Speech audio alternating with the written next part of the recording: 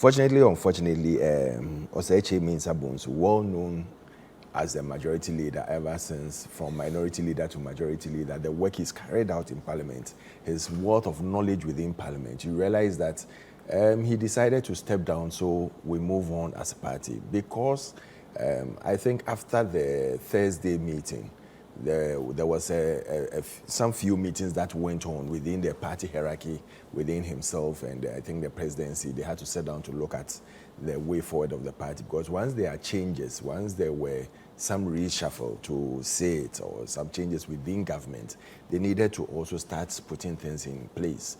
His expertise, I believe, is needed elsewhere, and very soon we'll get to know about it.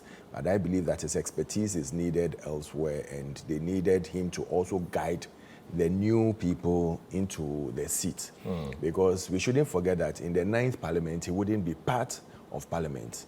And sometimes it's good to get someone who appreciates and understands to guide people whilst he is in Parliament, to put them in the right seat and also help them. But you should do that with grow. him. It does appear the decision was taken behind him.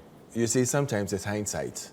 Sometimes you assume that, oh, he would know that. And he should actually be leading that process. But it does appear. I totally agree with you. Because he said that he did not want his presence to be a source of friction in the party and all of that, which meant that all wasn't well. So in one breath, he said he was resigning. I don't believe that we will say that all isn't well. What I will say is that he took a bold decision.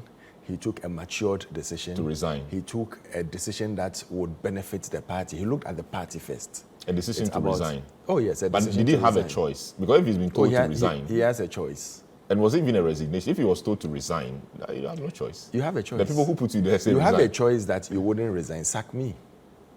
You have a choice.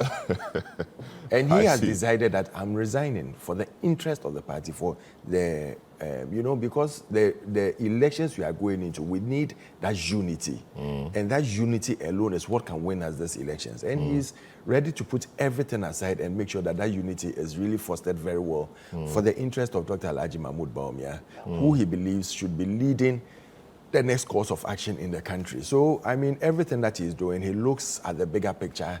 He takes a bold decision on behalf of the party to make sure that the party stands tall. It's not, he's shown maturity by showing that it's not about him, it's about the party and what is good for the party and the way forward for the party. We all saw the way our opposition or our opponents went around theirs, and the way the hula baloo, it was all over. But this has, even though at the beginning, it nearly went into something that we didn't want to see.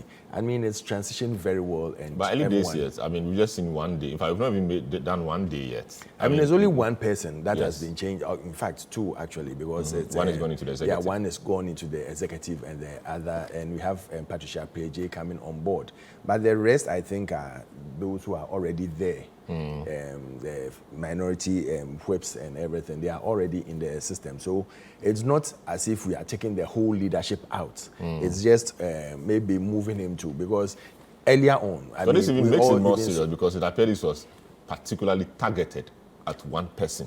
Unlike the NDC really. One that the whole earlier bench on, you saw all the on social media. Even his name had popped up for a minister for foreign affairs and everything. So it means that he's been considered into the executive, but maybe it's not the right time. But he's already in the executive, is he not? He's minister of parliamentary affairs. He is the minister of parliamentary affairs, and he's still a minister of parliamentary affairs, which is quite strange. But he's still in the executive. So so the point about being considered into the executive, maybe another position within the executive, maybe another position. So we should wait and see what happens. I don't think that it's a bad thing. I feel that what he's done he's shown maturity, he's shown a bold step, and he's shown that it's about party unity, it's not about his personal this thing. But he carries a lot of wealth of experience that nobody can take away from him.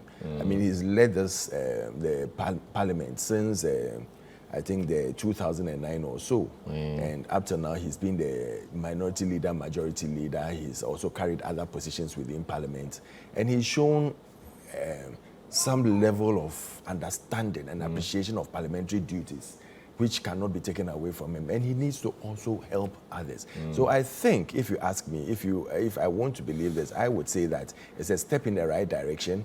It would give him the opportunity to also stay back and help people, the new ones who have come in, and also groom people for leadership positions within the party.